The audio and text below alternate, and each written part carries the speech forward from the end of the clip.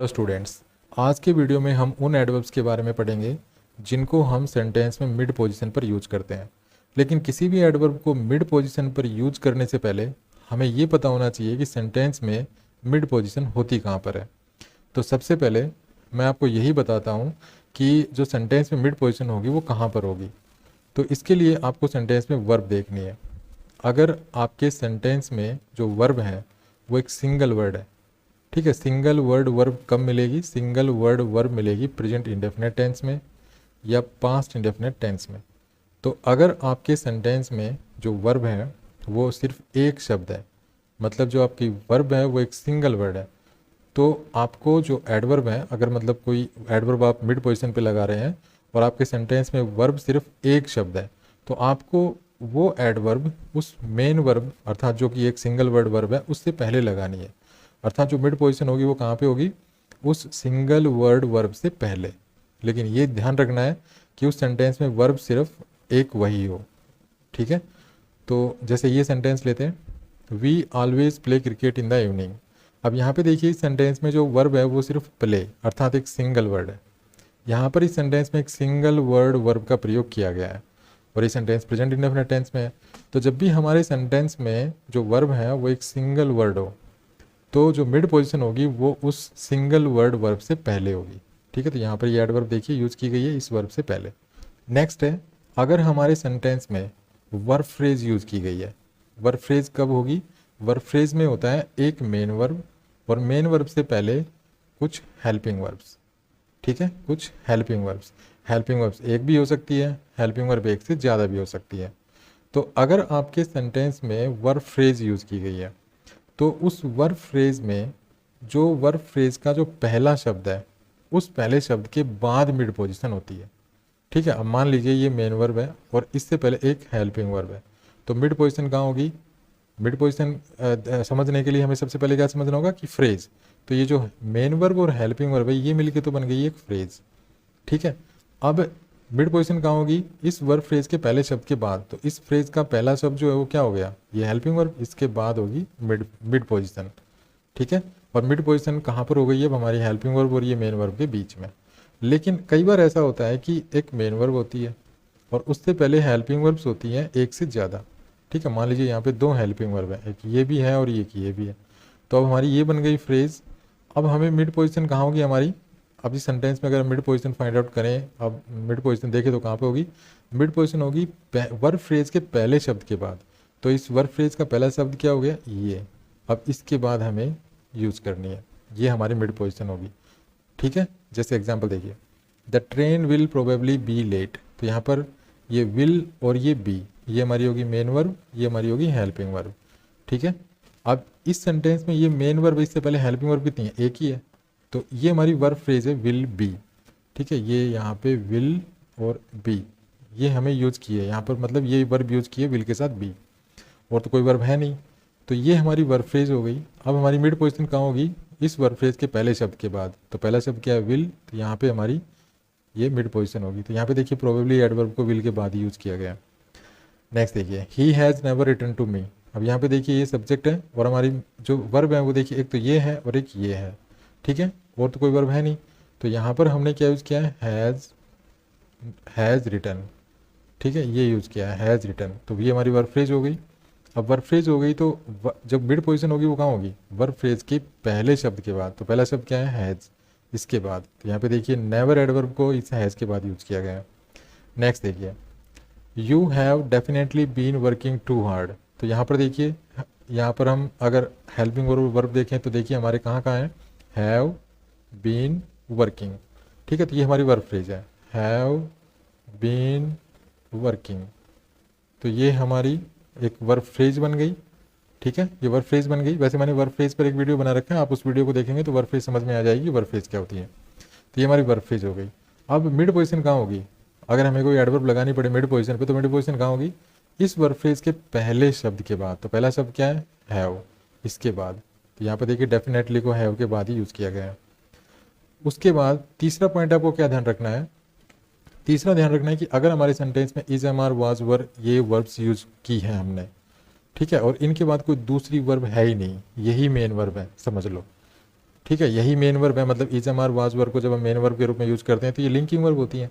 तो आप ऐसे समझ लीजिए कि चाहे ये लिंकिंग वर्ब की तरह यूज़ हो रही हो या यही मेन वर्ब हो, तो हम क्या करते हैं कि जो एडवर्ब होती है वो हम इन जो ये is am are was verb है इनके बाद यूज़ करते हैं। तो मतलब जो मिड पोजिशन होगी वो is am are was verb के बाद होगी। तो यहाँ पे देखिए ये आर है और कोई दूसरी वर्ब है नहीं इसमें, यही एक वर्ब है इस सेंटेंस में। तो जो एडवर्ब यूज़ की गई है ऑलवेज, तो ये इस आर के बाद यूज़ की गई है। तो आई होप आप समझ गए होंगे कि जो मिड पोजीशन होती है वो एडवर्ब की कहाँ होती है। ठीक है, एक बार फिर से मैं रिमाइंड करा देता हूँ। अगर देखिए मिड पोजीशन को फाइंड आउट करने के लिए आपको 3 कंडीशन देखनी है। पहली कंडीशन क्या है कि वर्ब है वो सिंगल वर्ड है, सिंगल वर्ड वर्ब। तो जो मिड पोजीशन होगी वो कहाँ होगी, ये सिंगल वर्ड वर्ब से पहले। ठीक है, पहला पॉइंट।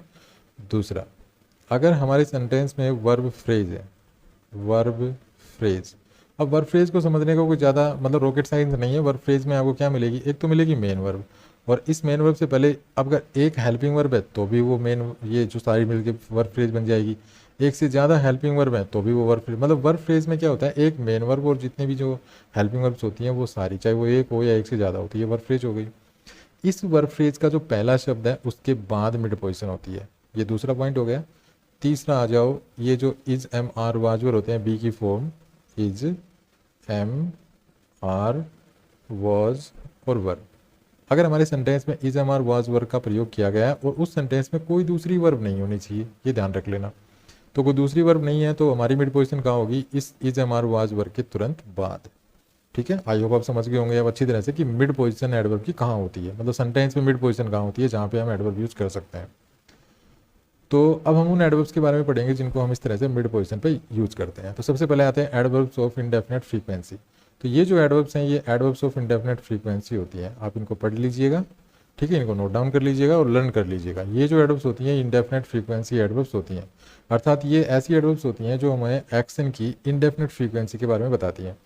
तो जो इंडेफिनेट फ्रीक्वेंसी के बारे में बताने वाली जो एडवर्ब्स होती हैं उनको हम मिड पोजीशन पे यूज करते हैं। जैसे I usually get up early, he often visits me, they sometimes help me. यहाँ पर यूजुअली, ऑफन, समटाइम्स, यहाँ पे एडवर्ब ऑफ इंडेफिनेट फ्रीक्वेंसी है और इनको मिड पोजीशन पे यूज़ किया गया है। यहाँ पे देखिए मेन वर्ब है, ठीक है, इस मेन वर्ब से पहले कोई हेल्पिंग वर्ब नहीं है तो इससे पहले इसको यूज़ किया गया। यहाँ पर भी यही मेन वर्ब है, इससे पहले कोई हेल्पिंग वर्ब नहीं है तो इससे पहले इसको यूज़ किया गया। यहाँ पर भी ऐसा ही है। ठीक है, तो यहाँ पर हमें सीखने को मिलता है कि जितने भी एडवर्ब इंडेफिनेट फ्रीक्वेंसी होती है, मतलब इंडेफिनेट फ्रीक्वेंसी के बारे में बताने वाली जो भी एडवर्ब्स होती है उनको मिड पोजीशन पे यूज़ करते हैं। उसके बाद कुछ एडवर्ब ऑफ इंडेफिनेट फ्रीक्वेंसी ऐसी होती हैं जिनको हम सेंटेंस के लास्ट में भी यूज़ कर सकते हैं, सेंटेंस के शुरू में भी यूज़ कर सकते हैं। वो एडवर्ब्स कौन सी हैं, वो एडवर्ब्स ये हैं, ये इन्हीं एडवर्ब्स में से मैंने ली हैं। ठीक है, जैसे यूजुअली यहाँ भी था और यहाँ भी है, देखिए। ठीक है, तो आप इसका मतलब है कि ये जो एडवर्ब्स हैं इनको आप चाहे तो मिड पोजीशन पे यूज़ कर लीजिए, चाहे सेंटेंस के शुरू में अर्थात फ्रंट पोजीशन पे, चाहे एंड पोजीशन पे सेंटेंस के लास्ट में। तो जैसे पहला सेंटेंस है sometimes I think I would like to be somewhere else, तो यहाँ पे बी रह गया है। ठीक है, तो sometimes I think I would like to be somewhere else, तो यहाँ पर देखिए समटाइम्स को सेंटेंस के शुरू में यूज़ किया गया है और इस सेंटेंस में देखिए आई सी हर ओकेजनली, तो यहाँ पर ओकेजनली को सेंटेंस के लास्ट में अर्थात एंड पोजीशन पे यूज़ किया गया है। तो इस प्रकार से एडवर्ब्स ऑफ इंडेफिनेट फ्रीक्वेंसी के बारे में ये ध्यान रखना है कि जो एडवर्ब ऑफ इंडेफिनेट फ्रीक्वेंसी होती है उनको हम मिड पोजीशन पे भी यूज़ कर सकते हैं, लेकिन कुछ एडवर्ब ऑफ इंडेफिनेट फ्रीक्वेंसी ऐसी एडवर्ब्स होती हैं जिनको हम शुरू में भी यूज़ कर सकते हैं, सेंटेंस के लास्ट में भी यूज़ कर सकते हैं। नेक्स्ट है एडवर्ब्स ऑफ सर्टेनिटी। ये एडवर्ब्स ऑफ सर्टेनिटी है, ये इनको आप लर्न कर सकते हैं, नोट डाउन कर सकते हैं। इनको हम मिड पोजीशन पे यूज़ कर सकते हैं। जैसे he probably think you have stolen his money, तो यहाँ पे देखिए ये थिंक है, इसमें ये मेन वर्ब है इस सेंटेंस में, इस मेन वर्ब से पहले प्रोबेबली एक एडवर्ब ऑफ सर्टेनिटी है। यहाँ पे देखिए it will certainly rain in the evening, तो यहाँ पर देखिए ये रेन मेन वर्ब है और ये हेल्पिंग वर्ब है, तो ये हमारी वर्ब फ्रेज हो गई विल रेन। ठीक है, ये एक वर्ब फ्रेज हो गई। इस वर्ब फ्रेज के पहले शब्द के बाद, तो पहले शब्द के बाद यहाँ पे देखिए विल के बाद यूज की गई है। ठीक है, एडवर्ब ऑफ सर्टेनिटी है ये भी। नेक्स्ट है there is clearly something wrong. इस सेंटेंस में जो इज है ये एक मेन वर्ब के रूप में यहाँ पे यूज की गई है। इस सेंटेंस में कोई दूसरी मेन वर्ब है नहीं, तो जो एडवर्ब है इसको हमने इस इज के बाद यूज किया है, तो यहाँ पर ये क्लियरली है, ये एडवर्ब ऑफ सर्टेनिटी है।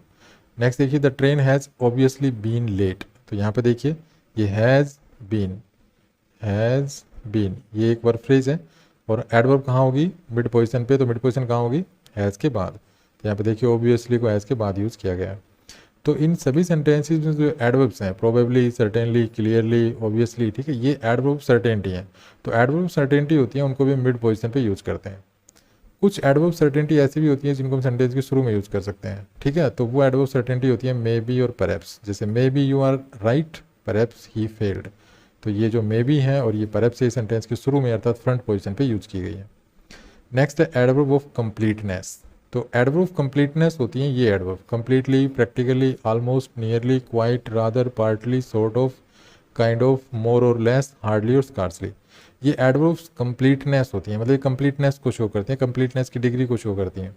तो ऐसी एडवर्ब्स को भी हम जो है मिड पोजीशन पे यूज़ करते हैं सेंटेंस में। तो जैसे मुझे इस सेंटेंस में कंप्लीटली एडवर्ब को यूज़ करना है, तो कंप्लीटली एडवर्ब को मुझे मिड पोजीशन पे यूज़ करना है। तो कैसे यूज़ करूँगा मैं, देखिए इस सेंटेंस में पहले मैं देखूंगा हेल्पिंग वर्ब, मेन वर्ब कितनी है। तो यहाँ पे देखिए ये हेल्पिंग वर्ब है, ये मेन वर्ब है, अर्थात ये मेरी बन गई एक वर्ब फ्रेज, हैव फॉरगॉटन। तो ये वर्ब फ्रेज बन गई। अब वर्ब फ्रेज जब होती है तो मिड पोजीशन कहाँ होती है, वर्ब फ्रेज के पहले शब्द के बाद। तो मिड पोजीशन कहाँ होनी चाहिए, हैव के बाद। तो यहाँ पे देखिए हैव के बाद ही इसको यूज़ किया गया है। नेक्स्ट देखिए the gift is partly ready. तो यहाँ पर देखिए इस सेंटेंस में इज को ही यूज़ किया गया है, अर्थात इस सेंटेंस में इज वर्ब के द्वारा और कोई दूसरी वर्ब है नहीं, ठीक है। तो इसमें मिड पोजीशन कहाँ होगी, इज के बाद। तो यहाँ पे देखिए पार्टली को इसके बाद यूज़ किया गया है। नेक्स्ट देखिए इट वाज ऑलमोस्ट क्लाउडी। तो यहाँ पर भी वॉज को ही अकेला यूज़ किया गया है, इसके बाद कोई दूसरी वर्ब यूज़ नहीं की गई है, तो मिड पोजीशन कहाँ होगी, वॉज के बाद। तो यहाँ पर ऑलमोस्ट को वॉज के बाद यूज़ किया गया है। तो इस तरह से जो एडवर्ब्स ऑफ कंप्लीटनेस होती है उनको हम मिड पोजीशन पे यूज़ करते हैं। Adverb of completeness follow all auxiliary verbs. लेकिन जो एडवर्ब ऑफ कंप्लीटनेस होती हैं वो जो ऑक्सिलरी वर्ब्स होती हैं सेंटेंस में उन सभी को फॉलो कर सकती हैं, ठीक है। अब ये कैसे हुआ, देखिए पहले इस सेंटेंस को देखिए, you have definitely been working too hard. अब यहाँ पर देखिए ये यहाँ पे हैव है और ये यहाँ पे बीन है और ये यहाँ पे वर्किंग है।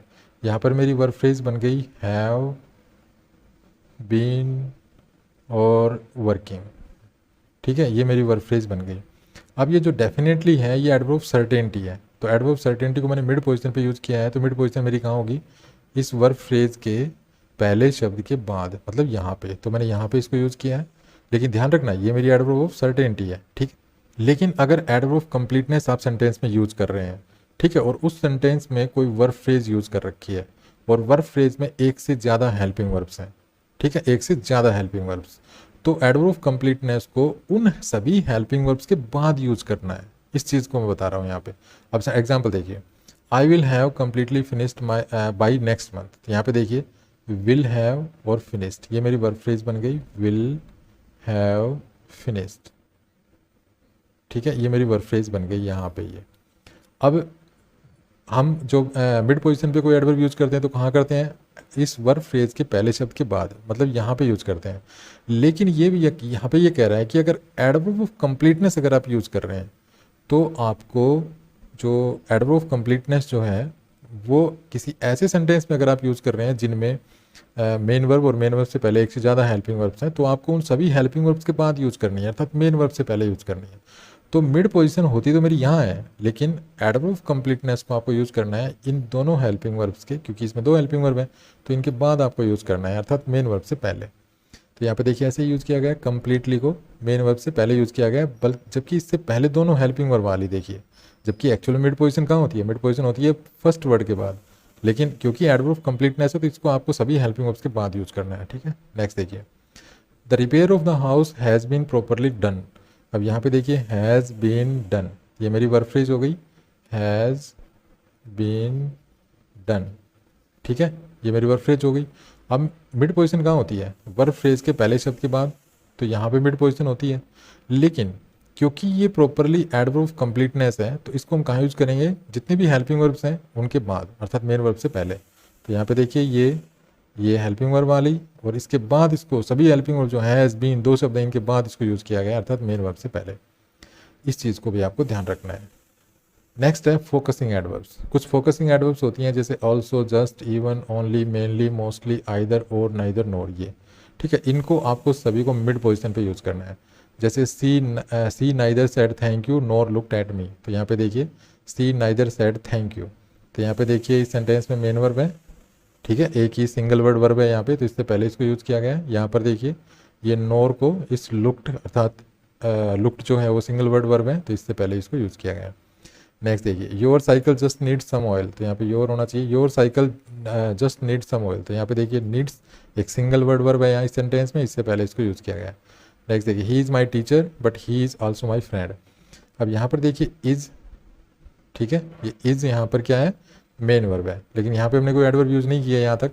आगे देखिए, but he is also my friend, यहाँ पर देखिए इज़, यहाँ पर भी मेन वर्ब है, ठीक है, और दूसरी कोई वर्ब है नहीं, तो इसके बाद इसको हमने इस मिड पोजीशन क्या हो कहाँ होगी, इस इज के बाद, क्योंकि इसमें कोई दूसरी वर्ब तो है नहीं, यही एक अकेली वर्ब है। तो जब भी हम किसी सेंटेंस में इजम और वाज वर्ब को as a main verb use करते हैं तो मिड पोजीशन जो होती है वो इजम और वाज वर्ब के बाद होती है, तो इसके बाद यहाँ पे इसको यूज़ किया गया है। नेक्स्ट देखिए, we are only going for 2 days, तो यहाँ पर देखिए ये आर गोइंग, ये मेरी वर्ब फ्रेज हो गई, आर गोइंग, ठीक है, ये मेरी वर्ब फ्रेज हो गई। अब मुझे फोकसिंग एडवर्ब को यूज़ करना है, तो फोकसिंग एडवर्ब की पोजीशन कहाँ होती है सेंटेंस में, मिड पोजीशन पे, तो मिड पोजीशन कहाँ होगी, इस वर्ब फ्रेज में, इस वर्ब फ्रेज के पहले शब्द के बाद। तो यहाँ पर देखिए इस पहले शब्द के बाद इसको यूज़ किया गया ओनली को, क्योंकि एक फोकसिंग एडवर्ब है। तो इस तरह से फोकसिंग एडवर्ब्स को भी हम जो है मिड पोजीशन पे यूज़ करते हैं। नेक्स्ट आता है एडवर्ब ऑफ मैनर, तो adverbs of manner most often go in and position. जो एडवर्ब ऑफ मैनर होती है वो ज़्यादातर एंड पोजीशन पे यूज़ की जाती है। But the adverbs ending in L Y, लेकिन जिन एडवर्ब ऑफ मैनर के लास्ट में एल वाई होता है can often go in mid position, उनको हम मिड पोजीशन पे भी यूज़ कर सकते हैं, लेकिन कब, if the main focus is not on the manner of the action, जब हमारा मेन फोकस एक्शन के मैनर पर ना हो, मतलब हम उस सेंटेंस में मैनर ऑफ एक्शन को स्ट्रेस नहीं करना चाहते हैं। पहले तो हम देखते हैं एडवर्ब ऑफ मैनर कौन कौन सी होती हैं। तो एडवर्ब ऑफ मैनर बड़े इजी हैं ढूंढना। एडवर्ब ऑफ मैनर वो शब्द होते हैं जो हाउ के रिप्लाई होते हैं, अर्थात एडवर्ब ऑफ मैनर हमें बताती हैं कि कोई कार्य किया है हमने, वो कैसे किया है, या कोई कार्य होता है तो कैसे होता है, ये हाउ के रिप्लाई होते हैं। तो happily, angrily, fast, slowly, well, badly, bravely, silently, ये सब एडवर्ब ऑफ मैनर है, ठीक है। तो एडवर्ब ऑफ मैनर को हम पहले तो कहाँ यूज़ करते हैं, सबसे पहले तो हमने ये देखा था कि एंड पोजीशन पे यूज़ करते हैं, ठीक है। एडवर्ब ऑफ मैनर को हम कहाँ यूज़ करते हैं, एंड पोजीशन पे। अब एंड पोजीशन पे हम कैसे यूज़ करते हैं ये मैंने लास्ट की वीडियो में डिटेल से बता रखा है। तो एंड पोजीशन पे हम यूज़ करते हैं, लेकिन हम एडवर्ब ऑफ मैनर जिनके लास्ट में एल वाई होता है उनको मिड पोजीशन पे भी यूज़ कर सकते हैं, लेकिन कब, जब हमारा जो फोकस है वो मैनर ऑफ एक्शन पे ना हो, अर्थात हम मैनर ऑफ एक्शन को स्ट्रेस नहीं करना चाहते हो। तो ये कुछ एग्जाम्पल्स हैं, आप देख लीजिए यहाँ पर, या सभी एग्जाम्पल्स में देखिए यहाँ पर ये एडवर्ब ऑफ मैनर है, ये मिड पोजीशन पे यूज़ की गई है, यहाँ पे ब्रेवली है मिड पोजीशन पे यूज़ की गई है, स्लोली है मिड पोजीशन पे यूज़ की गई है, ठीक है। अभी मिड पोजीशन पे यूज़ की गई है एडवर्ब ऑफ मैनर क्योंकि इनके सभी के लास्ट में एल वाई है, ठीक है। और दूसरी बात हमें ध्यान रखनी है कि क्योंकि ये हमने मिड पोजीशन पे यूज़ कर दी, तो यहाँ पर हम अब मैनर ऑफ एक्शन को स्ट्रेस नहीं कर रहे हैं, ठीक है। हमारा फोकस यहाँ पे मैनर ऑफ एक्शन पे नहीं है। अब यहाँ पे देखिए यू स्पीक इंग्लिश वेल, लेकिन ये जो वेल है ये भी एडवर्ब ऑफ मैनर है, क्योंकि लेकिन इसके लास्ट में एल वाई नहीं है, तो इसको हम मिड पोजीशन पे यूज़ नहीं कर सकते। नेक्स्ट देखिए ही वर्क्स हार्ड, तो यहाँ पर भी देखिए ये हार्ड जो है एडवर्ब ऑफ मैनर है, लेकिन इसको भी हम मिड पोजीशन पे यूज़ नहीं कर सकते क्योंकि इसके लास्ट में भी एल वाई नहीं है। नेक्स्ट है, अगर हम किसी एडवर्ब को मिड पोजीशन पे यूज़ कर रहे हैं लेकिन वो सेंटेंस नेगेटिव है मान लीजिए, ठीक है, उसमें नोट का प्रयोग भी कर रखा है, तो हम उसको कैसे यूज़ करेंगे देखिए। In negative sentences adverbs generally come before not. सबसे पहले तो क्या ध्यान रखना है कि जब हमारा सेंटेंस नेगेटिव होता है तो एडवर्ब्स आमतौर पर हम नोट से पहले प्रयोग करते हैं। If they emphasize the negative, अगर हम उस सेंटेंस में जो नेगेटिव है उसको एम्फेसाइज करना चाहते हैं, मतलब जो नेगेटिव मीनिंग है उसको अगर एम्फेसाइज करना चाहते हैं, तो हम एडवर्ब्स को नोट से पहले यूज़ करते हैं, अदरवाइज दे कम आफ्टर। लेकिन अगर हम नेगेटिव को एम्फेसाइज नहीं करना चाहते हैं तो हम उन एडवर्ब्स को बाद में यूज़ करते हैं। तो इसके लिए हम कुछ एग्जाम्पल्स देखते हैं। तो सबसे पहले दो एग्जाम्पल्स देखिए, I certainly do not agree, और दूसरा sentence I don't certainly agree. अब इसमें ये जो एडवर्ब है सर्टेनली, और यहाँ पर देखिए सर्टेनली है। अब यहाँ पर क्या है, यहाँ पर नोट से पहले इसको यूज़ किया गया है, नोट से पहले, अर्थात सर्टेनली को कहाँ पर यूज़ किया गया, डू नोट से पहले। लेकिन यहाँ पर जो सर्टेनली है इसको नोट के बाद यूज़ किया गया है। तो हमने यहाँ पे क्या देखा है कि अगर हम किसी एडवर्ब को नोट से पहले यूज़ करते हैं तो इसका मतलब हम नेगेटिव को एम्फेसाइज कर रहे हैं। तो यहाँ पर इस सेंटेंस में क्योंकि जो ये एडवर्ब है सर्टेनली, इसको नोट से पहले यूज़ किया गया है, तो इसका मतलब हम यहाँ पर नेगेटिव को एम्फेसाइज कर रहे हैं, हम यहाँ पर नेगेटिव मीनिंग को स्ट्रेस कर रहे हैं। लेकिन यहाँ पर देखिए ये जो सर्टेनली एडवर्ब है इसको इस नेगेटिव के बाद यूज़ किया गया है, ठीक है, आई डोंट सर्टेनली एग्री। तो यहाँ पर हम इस नेगेटिव मीनिंग को एम्फेसाइज नहीं कर रहे हैं। नेक्स्ट है आई डोंट रियली लाइक हर। और दूसरा एग्जाम्पल है I really don't like her.